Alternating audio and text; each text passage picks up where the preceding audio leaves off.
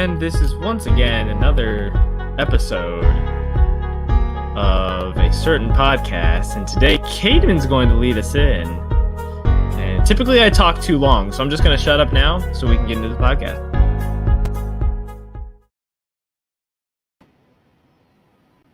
Ladies and gentlemen, welcome to the one and only Allied Rivals. My name is Caden Bauer, and I'm joined with my very good friend, AJ Herschel. AJ, how are you doing today? I'm quite well. I'm doing all right. How about yourself? Very good. I'm starting school tomorrow. When do you start? I start next Tuesday. Tuesday is when I get back into it.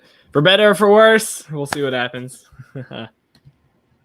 How are things going with you in coronavirus, staying inside? How's everything going with you? It's going good. I mean, right now, school, I'm going to probably not like wearing a mask all day, but in my opinion, I think I'll like it more than doing e-learning. I'm really happy to have the privilege to be able to go to school since most of the schools are staying at home 5 days a week. Gotcha. Yeah, of course. So, but I assume you're always going to be at home for school still? Not entirely. My class is going to meet. We've got a pretty small class. It's only 10 of us, so we're able to meet at a friend's house to start. So that's just how we'll start our class this year. So that's how everything works with us. Yeah. It'll be nice. Hopefully, it'll be good. I'm still not 100% sure about what mask policy we're using and all that, but we'll see. Yeah, we'll see. Great. So, AJ, I assume, as always, you have some awesome sports news. You want to get us started with that? Sure, I'll go ahead and get us into the sports news today. So there's some pretty big breaking news, and we try to keep it short and concise. I'll try to get a couple of them out of the way. 2 Indians players have broken coronavirus protocol, and there's this rift among the team, it seems, right now. A bunch of the players are angry. The MLB hasn't suspended them. They're not going to take executive action, but they did break out of the bubble. They've talked to their team about it, but a bunch of players are upset about it. And so right now, a lot of people are hoping the Indians are going to be able to hold it together. The 2 players who left, I think, are put on like a 10-day leave for a little bit before they're able to return back to the team. This could really hurt their playoff chances, or maybe not their playoff chances because we have 8 teams in the playoffs, but right now, mid-season schedule, they need their team to be unified. The White Sox are getting better. They're nipping at their heels, and this is literally the worst possible time for this to happen to Cleveland. What do you think, Kate? I agree. I think this is just like, come on, you have to pick this time. You're doing so well. You want to stay ahead of you want to stay in with Detroit right now, especially. I mean, they can't afford to lose like 5, 6, or maybe even like 8 games in that 10-day period. I think that's going to be a really bad thing for them, and I don't know. Yeah, that's going to be hard for the staff, for their staff especially. Like, come on, can't you show some maturity? For sure. This is especially going to be rough just entirely on the team. Because like you said, we don't expect the Tigers to do great. We expect them to fall off, but maybe they keep it going. And even if they don't, these next 10 games in a 60-game season can decide whether you end up having to play the Rays or whether you end up having to play someone like the White Sox in the playoffs instead. There's a huge gap in between there. Maybe even the Orioles, who are staying hot right now. Worst time for this to happen, Cleveland. Worst possible time for this to happen, unfortunately. Also, the Philadelphia Phillies are back, but they're going to have a rough road. They've got to play 53 games, I believe, in 44 days.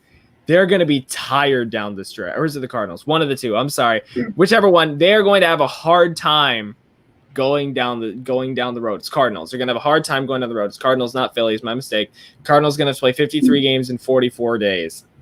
They are going to be exhausted by the time it finally comes playoff time. They're going to struggle. They're going to struggle. Yeah, I definitely agree, especially the pitchers. Like, I mean, they're doing 7-inning doubleheaders for the most part, but that's still way too much for a team, and I feel really bad. Like, I mean, they don't want to shorten their schedule more, but that's still like maybe give them extra time. I don't know. It just seems like a lot. I'm sure they know what they're doing, but yeah. Which really stinks is we didn't even talk about for Cleveland. Right now, they're a game and a half behind Minnesota. It really kills them. Dodgers continue to have the best run difference in the league, 62 plus 62 run differential. They're on fire. In the NFL, Gerald McCoy for the Dallas Cowboys is now going to be out for the entire year. They picked him up to help replace Robert Quinn. He is now released by the Dallas Cowboys. I think this hurts their defensive line a lot. Gerald McCoy is not what he used to be, but he's still an experienced veteran that Dallas really could have used to help bolster their defense, and that's really going to hurt him in the long run, in my opinion. Also, the Bears are going to be without Artie Burns, who signed a 1-year contract to help fill the void that's going to be left by HaHa Clinton-Dix and other defensive backs that have kind of cycled in and out in Chicago over the last 3 years. Tore his ACL. He's going to be out for the year.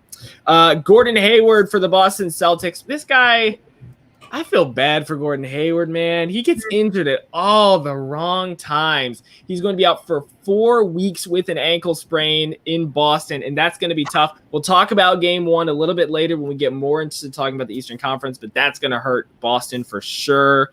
Also, meanwhile, we talk about the NHL, Montreal, Chicago, Arizona, and believe it or not, the Capitals, as well as the Carolina Hurricanes, are all facing elimination now. All of those teams are down 3-1, with the exception of the Caps, who are down 3-0 to the New York Islanders. All the other teams are tied. Oh, my bad. Also, Columbus Blue Jackets down 3-1 to Tampa Bay.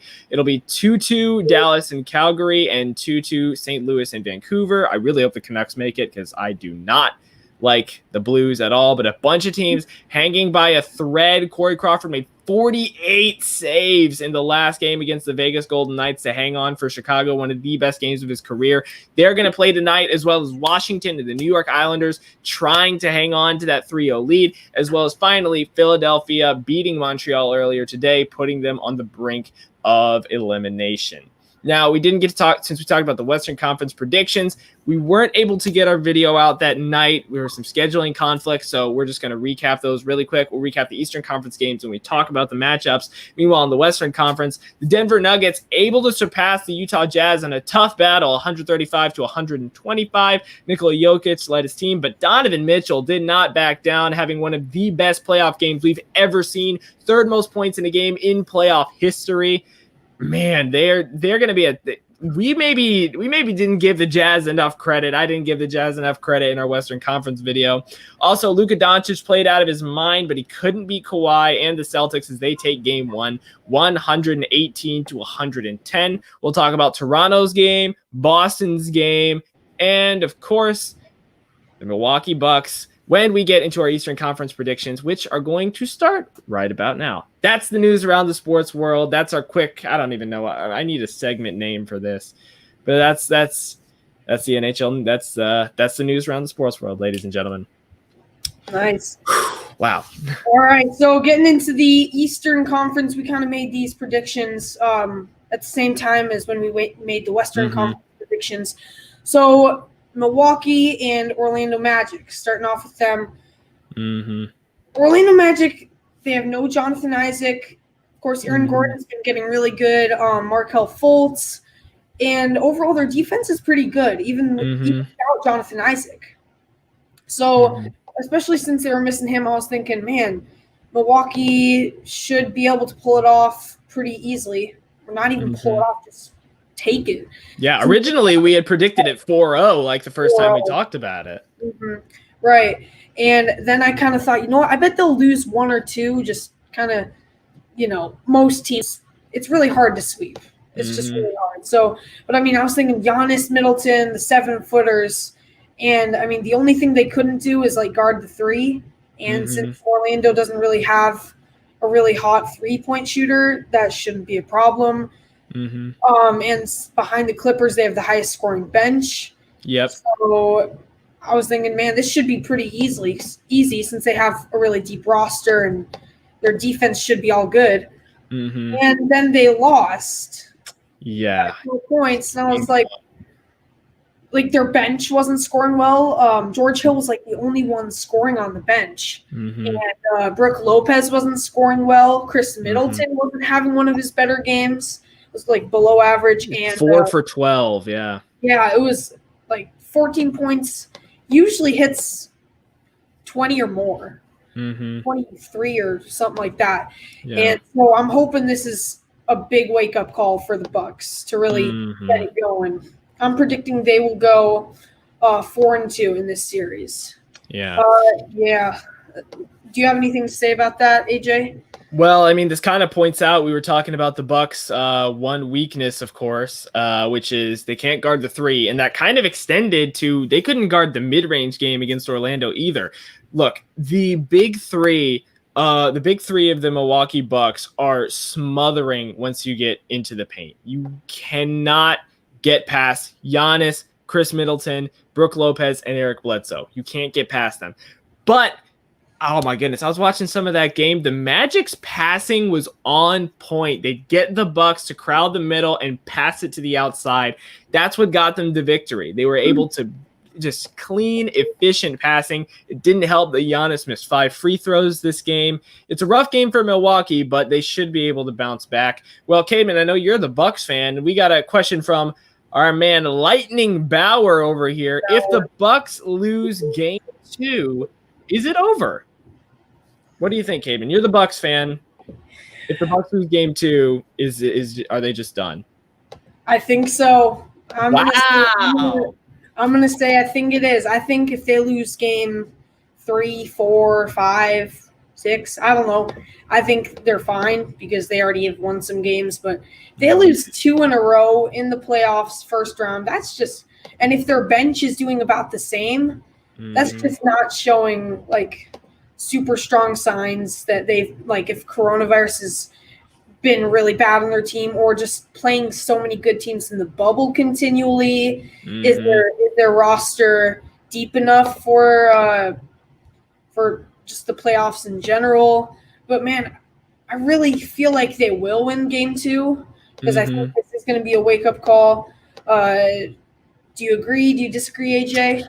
I think so. I think the Bucks are going to be able to take it. Look, all credit due to Nikola Vucevic, who went 15 for 24, 35 points, totally stepped up for Orlando. But I feel like Milwaukee, they're going to pull it together. Now, I do think that their defense is definitely going to need to stop Orlando's passing. Orlando was very efficient in game 1, but I think the Bucks should be able to take game 2. If not, I don't think it's over, but they're going to be in a world of trouble. Yeah, I would definitely agree. It's just getting off to that kind of start would be really bad. We have another comment from Lightning Bauer. 4 people in the big 3. Okay, yes. I'm sorry. I misspoke. I was talking specifically about Middleton, Giannis, and Bledsoe, but then, of course, I forgot Lopez is still there to help guard the middle as well. My mistake on that. You're good. So in our next matchup, we have Miami Heat and the Indiana Pacers.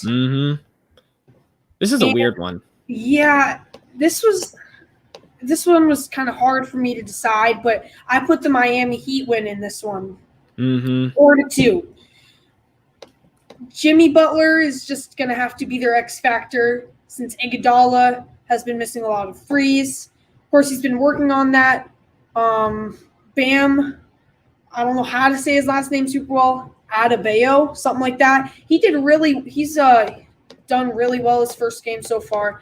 And so he's definitely an X factor too, not as much. They're just going to have to do it together. The only thing is he is coming off an injury, so he probably won't be expected to play 100%. So at least for this first round, Jimmy Butler is going to have to take control of most of the first round. And for the Pacers, I would say they have the higher seed with Oladipo Brogdon, Sabonis, TJ Warren, Miles Turner. They have a good D, and they have a lot of great three-point shooters. But I feel like they're not passing the ball as smoothly around as a lot of the other teams. And I don't know if that's just slowness in the first game, like it's the first game, or if that's going to how it's continue. Do you have any thoughts on that? Yeah, the Heat. Well, just a little update. The Heat are currently up by 8 points on the Pacers, I believe, 101-93, 4:40 left in the fourth. That's just my most recent update there. Currently, it's really been a team effort by the Heat right now. Jimmy Butler's put up 18 points, despite the fact that he's had a little bit of a rough time shooting today. Goran Dragic's been shooting well. Bam Adebayo is there. It's like you have to get all some really good number twos with the Miami Heat. And then the Indiana Pacers are just all number twos minus a Jimmy Butler. It's a really weird combination with this team. Both of them are honestly really strange in a world where you're either in the NBA, which the current kind of meta of the NBA, so to speak, is either you have a young star and you build around with other stars, or you just have to build a super team and we're like, look, we have a 5-year window, we're going to win now. Both the Heat and the Pacers are kind of in this weird middle ground where they're not really either.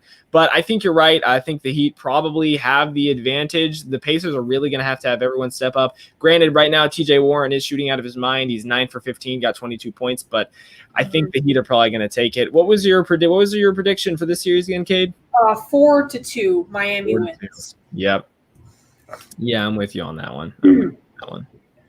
We'll give you guys constant updates as well if you're tuning in and not watching the game. We'll let you know who wins. Mm-hmm. For the we have Boston Celtics and Philadelphia 76ers. I'm going Celtics to win this one 4-2. Okay, so I mean you got Jason Tatum, you got Jaylen Brown, who's averaging 20 points a game, and Kemba Walker's one of the best shooters in the game for sure. Their passing has been good. They're a consistent and solid team. They don't have the depth that, say, Milwaukee or the Clippers have, but they still have it deep enough where I think they should be able to go pretty far. Yeah, I think that's pretty much it for them. But, I mean, they're playing the 76ers, and since Ben Simmons is out, that makes it easier. That makes it easier on their defense. Tobias, Al Horford, and Joel Embiid, but no Ben Simmons. That means each of those guys is going to have to step up big time in every aspect of the game. He's their distributor. Ben Simmons is their main distributor. He's so essential to the team, and that's pretty much it. I mean, when you lose Ben Simmons and he's your main guy, like your star is gone first round, and you're not supposed to win, you're not going to win. That's my opinion. So I'm saying Boston wins this 4-2. Interesting. Yeah, I think what I would say to that as well is, Jason Tatum, when he's on, especially in playoff mode, he's almost impossible to stop. Kemba Walker is also, like you said, a great shooter. But huge credit to Joel Embiid, who put up 26 points and 16 rebounds. Game 1, the Celtics won 109-101. The 76ers took the Celtics down to the wire, and I feel bad for Embiid, especially because he's the one who said after the game, I have to carry this team on my back. Look, Al Horford is a great rebounder. We all know that. Look, Tobias Harris, he's a decent shooter, and he's a good player overall. We get that. But you're going up against the Celtics, who just have a great starting five. And to your point, Cayman, that is really about it. And the 76ers can't take him to the wire. But if Joel's going to be giving everything he's got every single game, regardless of whether they can even make it another round in the playoffs, just having to face the Celtics, oh my goodness. I think you're right on this one. Celtics, I think, are going to take this 4-2. But Philadelphia is not going to go down easy for sure. Boston will have to they're going to make them work. They're going to make them work for every point they get. And for the future, Celtics losing Gordon Hayward isn't good. That's not good. He's out for majority of the playoffs. They basically have to make it to late conference championship or finals if they even have a chance of getting him back. That's going to hurt in the long run, but yeah, that's Boston, I feel like, going to take this. Yeah, the one thing I would say about the Celtics is their bench needs to step up. They have the great starting five, but their bench isn't scoring like as much as a playoff team would hope them to score. Or it's very small how much they're scoring. So, yeah, I mean their bench in game 1 scored a combined 8 points out of their 109. Your starting five put up 101 points. You're totally right on that. Yeah, so I think if the 76ers can really hold their defense, especially with Joel Embiid, he played crazy, like with his rebounds. That was amazing. Mm-hmm. If he can continue that, it's going to be really hard for the Celtics, especially their bench. Like their bench has to do better if they want to win round one. Mm-hmm. Last matchup in the Eastern Conference, we have the Raptors versus the Brooklyn Nets. And so something I've noticed about the Raptors is that they have like someone who leads the team in the stat, and then they have like one to three other guys that are like right behind him. Mm-hmm. And so, like for instance, on offense, Siakam scores 22 points a game, and then Kyle Lowry scores about 20, and you have a couple other guys right behind that. And then on defense, you have four guys that are like all averaging a block a game, which is really impressive. So that's just something I think is really cool about them. They have a really solid team coming off of last year's winning the finals. So they definitely know how to win, and I think they will make it. I can't say how far now. I don't know, but I think they're going to make it far. For sure. And it makes it easier on them with the Nets not having Kyrie Irving and Durant, as we've known for a while. But DeAndre Jordan will be missing at least Wednesday. Reporters say probably longer. Yep. The only hope for them is that Chris LeVert has been really good in the bubble. So he has a huge burden on the team.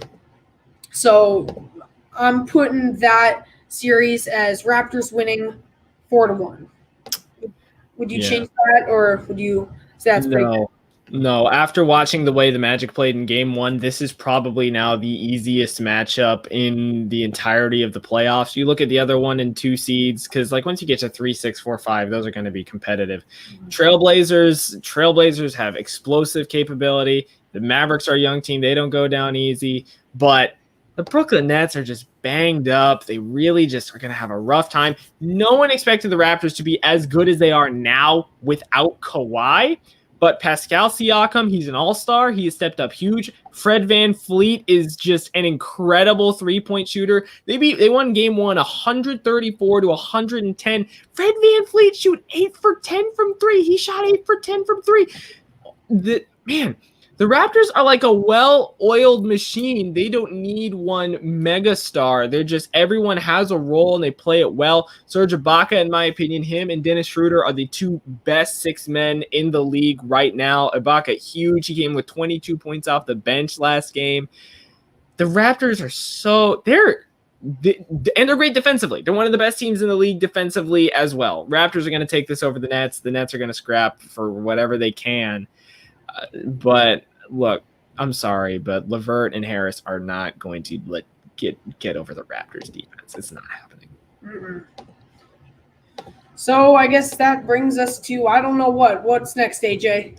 Yeah, so that means just a recap. Our Eastern Conference semifinals predictions are going to be Bucks versus Heat and Celtics versus Raptors. To be expected, honestly, for the most part. And, of course, that brings our semifinals predictions to, as they currently stand, Lakers versus Rockets, Nuggets versus Clippers, Bucks versus Heat, and Celtics versus Raptors, of course.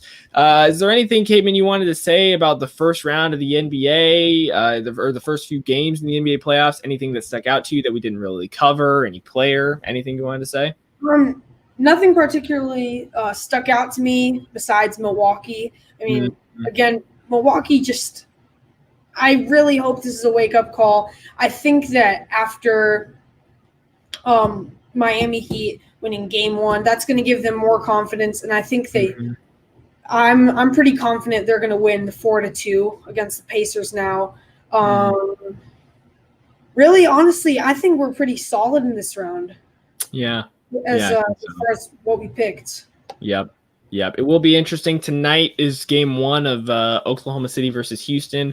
Also, Portland versus Los Angeles. Currently, Miami sitting 10 points up on the Pacers, 109-99 with 1 minute left. So it looks like they're definitely going to take Game 1 at this point, unless Indiana pulls them out of the bag. I don't know if there's anything else we can really say. I think Luka Doncic is going to play out of his mind. I don't think it's going to be enough, though, for the Mavericks. I think that's just going to be it. I think you pretty much covered everything. I don't know. I don't really have anything else to add here. I think we pretty much discussed everything. For sure. Yeah. Well, if that's it, I mean, we have to do the thing we do every episode. Are you going to pull out something behind you? Sure. All right. Today I'll pull out this guy. I've had him for a while. This is Cayman. Do you know who this is? You better know who this is. Number 43, Pittsburgh Steeler. Come on. Hold on. Give me a second. Oh no. Hold on. Polamalu. Is that how you say his name? Troy Polamalu. Yes. I can never. Mr. Head and Shoulders with the big hair. I like the Steelers. I really like the Steelers a lot. They're not my favorite because Bears, obviously, but I like Pittsburgh. Troy Polamalu is probably the best safety. Him and Ed Reed from 2000 to 2020. I still love listening to Pat McAfee yelling that Troy Polamalu ruined his one chance to score a touchdown. It's hysterical. He's elite. He's awesome, and I love the guy as a player. And he's got some of the best hair you will ever find in any sport. So, I mean, Troy Polamalu. He totally deserves a place, in my opinion, up here. Very cool. Very cool. Well, I thought I've been doing Dwayne Wade cards for a while, but I thought I'd change it up a little bit just to keep you guys on your toes. So, all right. If AJ pulls that up, then I'll explain that.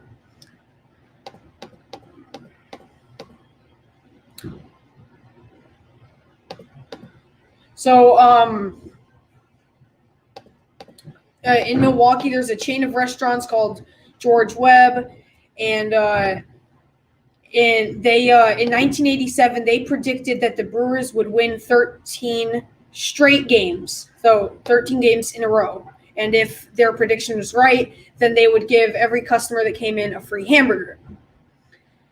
Well, starting off the 1987 season, the Brewers went 13-0, which is crazy. So everyone went in and got their hamburgers, and you can there's in this pictures, I can't hold it up because it's pretty big, but there's a lot of sports headlines and stuff. And so it's just kind of a cool big moment in Brewers history. And yeah, so looking back, yeah, there it is. So it shows all the headlines and everything. Mm-hmm. And, yeah, it's just I thought that was something I could pull out. Yeah, and that's still the longest streak in, if I remember correctly, longest win streak to open a season in MLB history. Yeah, correct. Mm-hmm. Back when they were in the AL East and we weren't even rivals. Or wait, was the White Sox rivals at that point? Oh, I don't know. That's interesting. Something to think about. That's something to think about. Cool. Very nice. I will go to our verse of the week. 2 Corinthians 4:6. For God, who has said, "Let light shine out of darkness," has shown in our hearts to give the light of the knowledge of the glory of God in the face of Jesus Christ. So I think this is a cool verse because it explains how, like, it starts off by saying, same God who said, "Let there be light" in creation, also said, "Let there be light shining in the darkness of our hearts." So in that, God is showing us who Jesus really is. And I think there are a lot of people in the world that I think know just like something about Jesus. They know he existed, but they don't know who he really is. So God, through shining light in our hearts, has allowed us to see him for who he really is. And he's the savior of our sins. And I think it's really cool because it explains how he did everything for the glory of God, which I think a verse we talked about before said to do all to the glory of God. So I think it's pretty cool. Well put. I don't think that I could say it any better than that. Great. Well, you're hosting us. You got to outro us today. Well, thank you for watching. I don't know how many episodes it is now, but we're getting up there now. Yeah, maybe we're at like 7 now. Yeah. Like that. So we'll see you next time, and I don't know. See ya.